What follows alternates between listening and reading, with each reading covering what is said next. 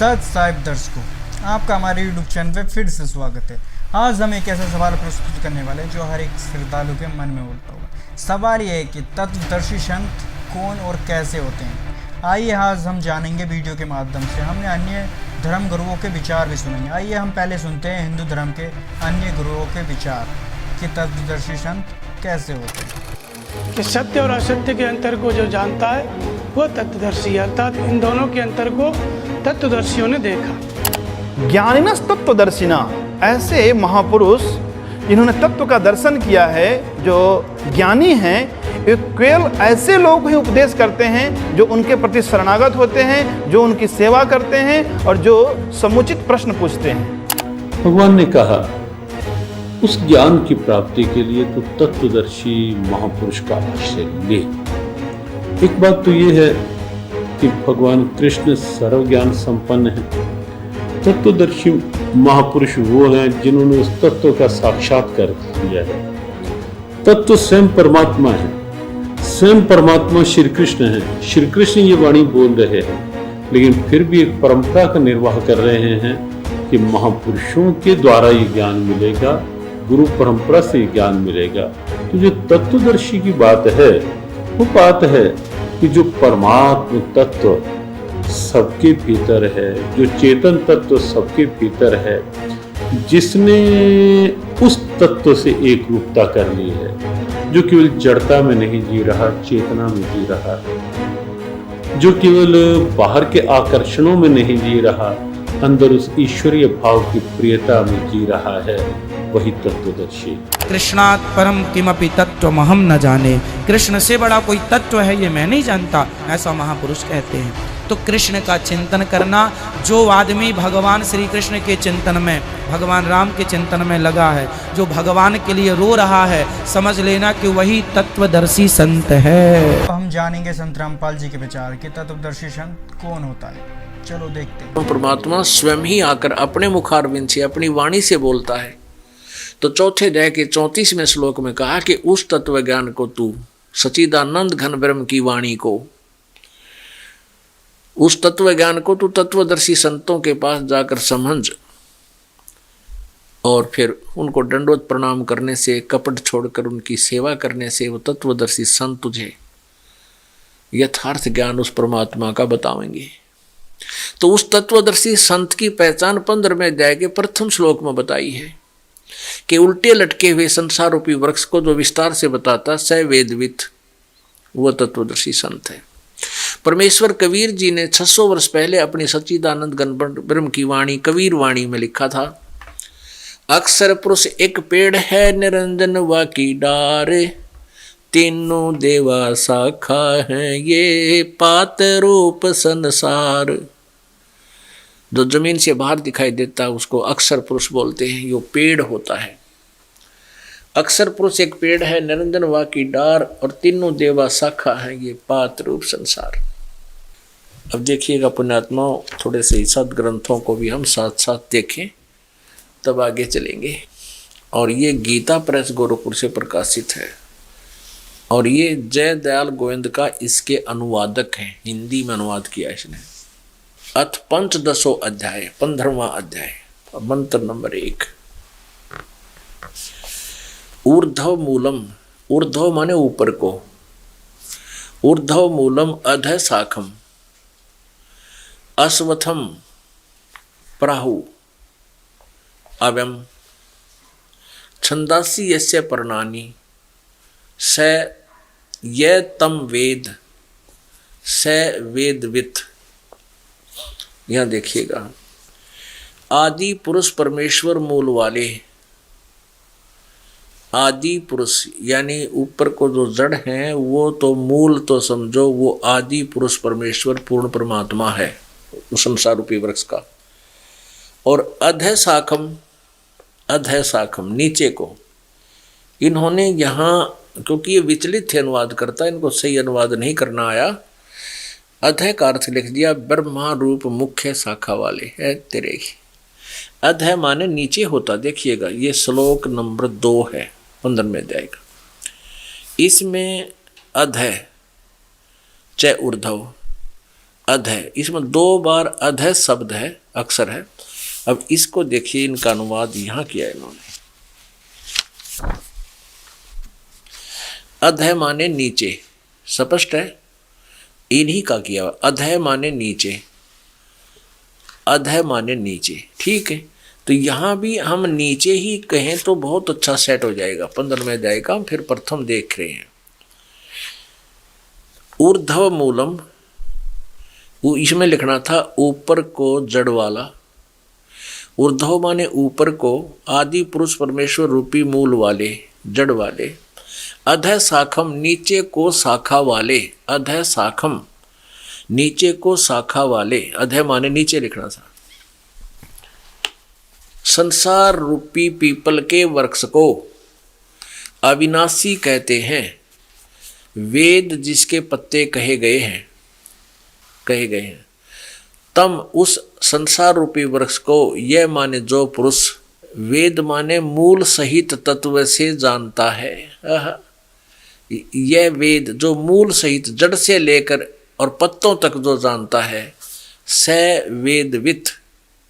संस्कृत साथ पढ़ो जब समझ में आएगी। स वेदवित, वह वेद के तात्पर्य को जानने वाला है, अर्थात वह तत्वदर्शी संत है, वो सही ज्ञान को जानने वाला है। अब इसमें पहचान बता दी कि तत्वदर्शी संत कैसा होगा, ये देखिएगा। ऊर्ध्व मूलम अधः शाखम, अश्वत्थम पराहु अव्यम, छंदासी यस्य प्रणानी, यह तम वेद। ऊपर को जड़ वाला, नीचे को शाखा वाला, ये संसार रूपी पीपल का अविनाशी वृक्ष कहा गया है। और इसके छंद यानी विभाग, पत्ते आदि सब विभाग हैं। और यह माने जो, तम माने उस अज्ञान अंधकार में छुपे हुए इस ज्ञान को, उस संसार रूपी वृक्ष को जानता है। वेद माने जानना। यह तम वेद जो इसको जानता है, ऊपर को जड़ नीचे को शाखा कौन है, पत्तों तक बता देगा, उसके न्यारे विभाग सहित बतावेगा। स वेदवित, वह वेद के तात्पर्य को जानने वाला अर्थात तत्वदर्शी संत है।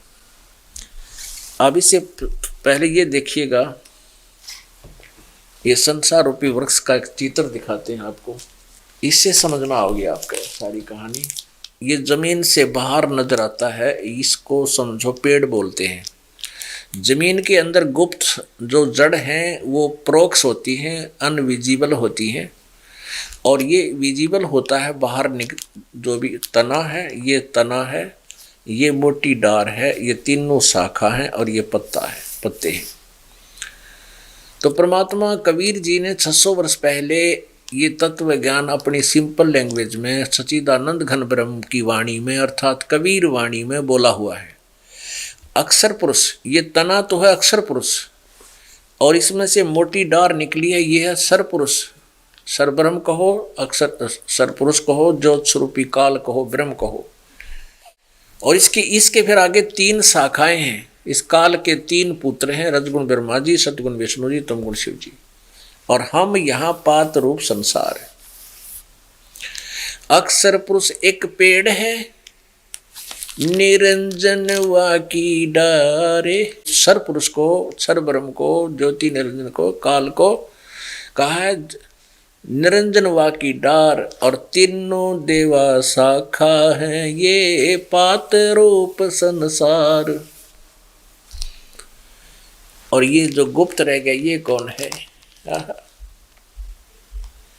ये है परम अक्षर ब्रह्म, ये पूर्ण ब्रह्म परमेश्वर है। ये जड़ जो है, जहाँ से सबको आहार मिलता है, जो सबका पालन पोषण करता है, सबका कर्मानुसार जिसका संस्कार देता है, वो पूर्ण परमात्मा ये कबीर देव है, पूर्ण ब्रह्म है, परम अक्षर ब्रह्म भी इसे कहते हैं। पुण्यात्माओं, आज तक हमें जो भी ज्ञान प्राप्त था वो बिल्कुल व्यर्थ था, जब तक आप जी ने ये ज्ञान दास से नहीं सुना। इससे पहले कोई भी किसी भी पंथ में है, चाहे को किसी मजहब से संबंधित है, उसको परमात्मा का यथार्थ ज्ञान नहीं है। जबकि हमारे सदग्रंथ सभी ज्ञान को बता रहे हैं, पहले लिखा हुआ है, लेकिन इसको हमें वो बता भी डिटेल नहीं दे सके, उसकी अच्छी तरह समझा नहीं सके। तो अब आपने क्या देखा कि परमात्मा ने ये बताया कि अक्षर पुरुष एक पेड़ है, निरंजन वा की डार और तीनों देवा शाखा, ये पात्र रूप संसार। अब गीता जी का 15वें का 1 से 4 श्लोक आपको पढ़ाते हैं। ये वही गीता है। और देखिए अथ पंचम 10वां अध्याय 15वां अध्याय आपने एक तो पढ़ लिया। अब देखो 2 में उस संसार वृक्ष की यानी संसार रूपी वृक्ष की तीनों गुण रूप रजगुण ब्रह्मा, सतगुण विष्णु, तमगुण शिव जी, जल से बड़ी हुई नहीं। विषय परवाला, ये संस्कृत भी साथ देखो, विषय परवाला शाखा, विषय भोग रूप कोपल मनुष्य देवतृक आदि योनि रूपी शाखाएं, ये विषय परवाला विषय विकारों की शाखाएं हैं, नीचे और ऊपर फैली हुई, सर्वत्र नहीं। अधः च ऊर्ध्व, नीचे और ऊपर ये फैली हुई है। मनुष्य लोक में कर्मों के बंधन में बांधन वाली भी ये मुख्य कारण है, जो नीचे और ऊपर व्याप्त है, सभी लोकों में नहीं है। अपने आत्माओं यहाँ एक कंसेप्ट ये क्लियर करना पड़ेगा कि रजगुण ब्रह्मा जी हैं, सतगुण विष्णु, तमगुण शिव जी। आपको दिखाते हैं श्रीमद् देवी भागवत। ये जो श्रीमद् देवी भागवत है यानी देवी पुराण है, इसमें संस्कृत भी साथ है। अथ देवी भागवतम सभाष्टिकम सैमातम, खेमराज श्री कृष्ण दास प्रकाशन बम्बई, ये यहाँ से छपी है, बम्बई 4। अथ श्रीमद् देवी भागवते भाषा टीका युक्ते तृतीय स्कंद है प्रारंभते।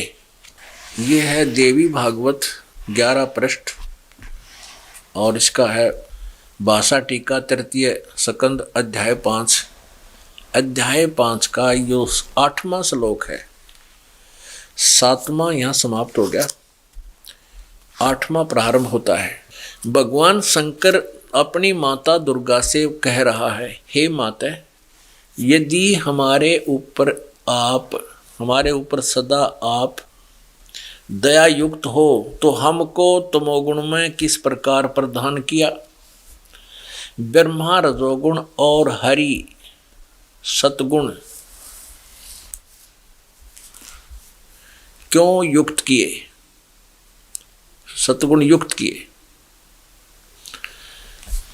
अब यहां से फिर संस्कृत और देखते हैं।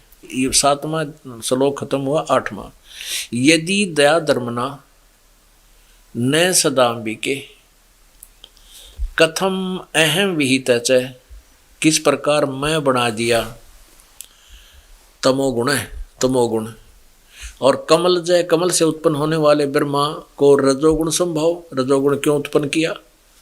और सुविहित किमो सतोगुण हरि, और विष्णु को सतोगुण क्यों बना दिया। इति सिद्धम रजगुण ब्रह्मा है, सतगुण विष्णु, तमगुण शिव जी।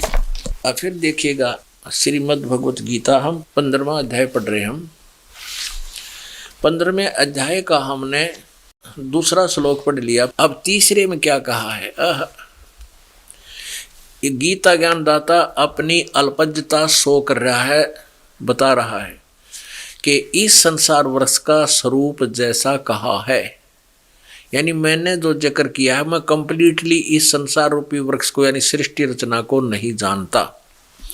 जैसा कहा है वैसा यहाँ नहीं, यानी यहाँ विचार काल में तेरे और मेरे गीता जी के डिस्कशन में, तेरे मेरे गीता जी के विचार विमर्श में नहीं पाया जाता, मैं नहीं बता पाऊंगा। क्योंकि न तो इसका आदि है और न इसका अंत है, यानी मुझे इसका कति आदि अंत का कोई भी ज्ञान नहीं, तथा न इसकी अच्छी प्रकार स्थिति है। इसलिए इस सुविरुद्ध मूलम, यानी मूल जो है इस संसार रूपी वृक्ष का, वो तो अविनाशी है, अति दृढ़ मूल वाले। इस अति दृढ़ मूल वाले संसार रूपी पीपल के वृक्ष को दृढ़ेन असंग शस्त्रेण छित्वा, इसका अर्थ लिखते हैं ये यहाँ लिख दृढ़ वैराग्य रूपी शस्त्र द्वारा काटकर नहीं, यहाँ लिखना था कि उस सुदृढ़ दृढ़ यानी अटल विधान वाले तत्व ज्ञान रूपी शस्त्र द्वारा काट के उस तत्व ज्ञान रूपी सच्चिदानंद घन ब्रह्म की वाणी को बताने वाले संत से मिलकर उससे तत्व ज्ञान रूपी शस्त्र लेकर, शस्त्र द्वारा काटकर, अर्थात अज्ञान रूपी उलझी गुत्थी को समझकर उसके पश्चात उस परम पद रूप परमेश्वर को भली भांति खोजना चाहिए, जिसमें गए हुए पुरुष यानी साधक फिर लौटकर संसार में नहीं आते, और जिस परमात्मा ने इस सारे ब्रह्मांडों की रचना की है, जिस परमात्मा से पुरातन संसार रूपी वृक्ष की प्रवृत्ति विस्तार को प्राप्त हुई है, अर्थात जिस भगवान ने सारे ब्रह्मांडों की पूरे विश्व की रचना की है, उसी आदि पुरुष नारायण के मैं शरण हूँ, उसी आदि पुरुष नारायण के मैं शरण हूँ, मैं भी उसी के अधीन हूँ, गीता ज्ञानदाता कहता है। इस प्रकार दृढ़ निश्चय करके उस परमेश्वर का मनन और निधि ध्यान करना चाहिए, परपदे माने उस भगवान की पूजा करनी चाहिए, सीधी सी बात। अब गीता ज्ञानदाता जो श्री कृष्ण में प्रवेश करके बोल रहा है वो काल है, ब्रह्म है, वो क्षर पुरुष है। ये कृष्ण भगत, ये गुरु नकली कृष्ण जी के उपासक भ्रमित कर रहे हैं समाज को, कहते हैं कृष्ण ही तत्व है, तत्व ही भगवान है, भगवान ही सब कुछ है, श्री कृष्ण ही सब कुछ है, ये परम तत्व है, अविनाशी तत्व है। और फिर उसे प्रश्न किया, क्या ब्रह्मा विष्णु महेश नासवान है? हाँ, ब्रह्मा विष्णु महेश का जन्म मृत्यु तो नहीं कह सकते, स्वर्ग के बाद फिर उनका पूर्ण परमात्मा में विलीन हो जाते हैं और फिर स्वर्ग के बाद वापस आ जाते हैं। फिर प्रश्न किया कि ब्रह्मा विष्णु महेश किसकी साधना करते हैं? कहते उस पूर्ण परमात्मा की साधना करते हैं। अरे विष्णु जो पूर्ण परमात्मा की साधना करते हैं तो फिर अखिल ब्रह्मांड का नायक क्यों हो गया यूँ? और यहाँ चौथे अध्याय के 34वें श्लोक में जो एंड वेंड कर रहे हैं, बुआ बाई बक रहे हैं कि कृष्ण ही तत्व है, तत्व ही परमात्मा है, कृष्ण ही अविनाशी है, तत्व ही अविनाशी है। परमात्मा कहते हैं सटदल उआ बाई बकदा, ये उआ बाई बकते, इनको कोई ज्ञान नहीं है, भ्रमित करें, पूरे मानव समाज को बर्बाद करें। तो पुण्यात्माओं, इस प्रकार हमने परमात्मा सच्चिदानंद घन ब्रह्म की वाणी को, जो उन्होंने स्वयं आकर के कबीर देव रूप में, धानक कबीर रूप में, जुल्हा कबीर रूप में बनारस में बोली, धर्मदास साहेब जी ने, उनकी प्यारी आत्मा ने, जिनको परमात्मा मिले थे, उन्होंने लिपिबद्ध किया। उसके अंदर ये विशेष रहस्य और सब ज्ञान प्रमाणित है। सब प्रकार के यज्ञ कौन से करने चाहिए, कौन से ना करने चाहिए, और कौन सी साधना सही है, वो सब स्पष्ट लिखा हुआ है। आज इस दास के पास वो सब मसाला उपलब्ध है, वो जड़ी उपलब्ध है, जिससे जन्म और मृत्यु का रोग कटेगा और सदा हम सतलोक में जाकर सुखी रहेंगे। उसको प्राप्त करो, अपना कल्याण कराओ। बोलो सतगुरुदेव। मेरे अजीज हिंदुओं, आपने प्रमाणों में देखा कि गीता ज्ञानदाता प्रभु ने बताया है कि यह संसार उल्टे लटके वृक्ष के तुल्य जानो। ऊपर जड़े यानी कि मूल तो पूर्ण परमात्मा है, नीचे टहनियां आदि अन्य हिस्से जानो। इस संसार रूपी वृक्ष के प्रत्येक भाग का भिन्न भिन्न विवरण जो संत जानता है वह तत्वदर्शी संत है, जिसके विषय में गीता अध्याय 4 श्लोक नंबर 34 में कहा है। गीता अध्याय 15 श्लोक नंबर 2-3 में केवल इतना ही बताया है कि तीनों गुण रूपी शाखा हैं। यहाँ विचार काल में अर्थात गीता में आपको मैं गीता ज्ञान दाता पूर्ण जानकारी नहीं दे सकता, क्योंकि मुझे इस संसार की रचना के आदिवंत का ज्ञान नहीं है। उसके लिए गीता अध्याय 4 श्लोक नंबर 34 में कहा है कि किसी तत्वदर्शी संत से उस पूर्ण परमात्मा का ज्ञान जानो। इस गीता अध्याय 15 श्लोक 1 में उस तत्वदर्शी संत की पहचान बताई है कि वह संसार रूपी वृक्ष के प्रत्येक भाग का ज्ञान कराएगा। उसी से पूछो। गीता अध्याय 15 के श्लोक 4 में कहा है कि उस तत्वदर्शी संत के मिल जाने के पश्चात उस परमेश्वर के परम पद की खोज करनी चाहिए, अर्थात उस तत्वदर्शी संत के बताए अनुसार साधना करनी चाहिए, जिससे पूर्ण मोक्ष यानी कि अनादि मोक्ष प्राप्त होता है। गीता ज्ञानदाता ने कहा है कि मैं भी उसी की शरण में हूं। गीता अध्याय 15 श्लोक 16 व 17 में स्पष्ट किया है कि 3 प्रभु हैं, एक क्षर पुरुष ब्रह्म, दूसरा अक्षर पुरुष परब्रह्म, तीसरा परम अक्षर पुरुष पूर्ण ब्रह्म। क्षर पुरुष तथा अक्षर पुरुष वास्तव में अविनाशी नहीं है, वह अविनाशी परमात्मा तो इन दोनों से अन्य ही है। वही तीनों लोकों में प्रवेश करके सर्व का धारण पोषण करता है। वह पूर्ण परमात्मा कबीर साहिब जी हैं, जिसकी संपूर्ण जानकारी केवल तत्वदर्शी संत रामपाल जी महाराज के पास है। धन्यवाद। जैसे कि आप सभी लोगों ने देखा, संत रामपाल जी महाराज जी ने हमें प्रमाणों के साथ से दिखाया कि तत्वदर्शी संत ऐसा होना चाहिए, और हमने वीडियो में दिखाया, आपने देखा भी। और अगर हमारी वीडियो आपको अच्छी लगे तो प्लीज़ ज़्यादा से ज़्यादा शेयर करें और लाइक करें, और थैंक यू। आप हमारे चैनल पर नए हो तो प्लीज़ सब्सक्राइब करें।